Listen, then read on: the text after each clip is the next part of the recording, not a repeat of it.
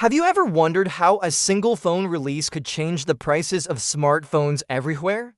That's exactly the fear many people have right now after Apple's latest event.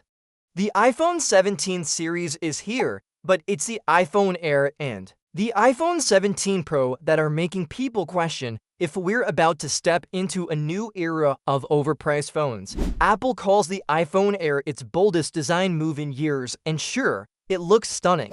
At just 5.6 millimeters thin, this is the slimmest iPhone ever made.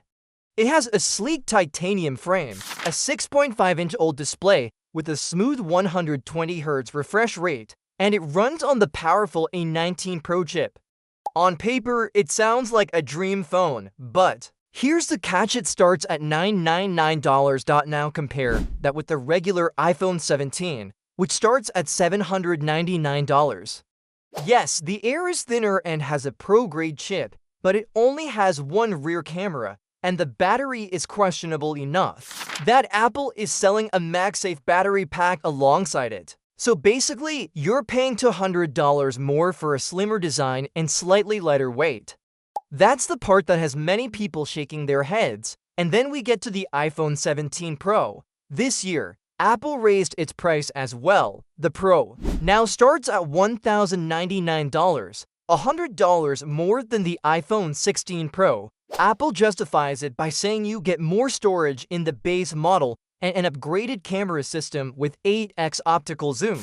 But the design now uses aluminum instead of titanium, and even with new features like a vapor cooling chamber, many people feel this jump in price doesn't fully make sense. Here's the bigger issue. Apple has basically reshuffled its pricing. Latter, the regular iPhone 17 feels like the safe option. The Air is now a so-called Slim Pro, and the actual Pro models have been pushed even higher up the scale. And the Pro Max, it now goes all the way up to a mind-blowing $1,999 if you pick the 2TB storage option.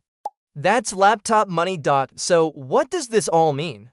Well, Apple is doing what Apple always does. It's setting the tone for the rest of the industry. If the iPhone Air manages to sell well at $999, don't be surprised if Samsung, Google, and other brands start raising prices on their special edition slim or lightweight phones too. We've seen this story before. Remember when the iPhone X first launched at $999 back in 2017? At the time, people thought it was outrageous, but today, a $1,000 phone has become completely normal. Apple set that trend, and others followed. Now it looks like the iPhone Air could be the next turning point. Apple is presenting it as the phone for people who want pro-level performance, but don't want to spend even more on the Pro models. In reality, though, it feels like Apple just created a new tier to squeeze in between the base model and the Pros, while also pushing the Pro price higher. Classic Apple strategy. And honestly, it makes you wonder what exactly is Pro anymore? The Air has the A19 Pro chip, but just one camera. The Pro has all the cameras but loses titanium. The Max goes extreme with zoom and storage options, but costs nearly $2,000. Apple's new lineup seems less about simplicity and more about carefully nudging people into spending more than they planned. So, should you be worried? Well, if history repeats itself, the iPhone 17 Air and iPhone 17 Pro could set a new baseline for phone prices across the entire industry.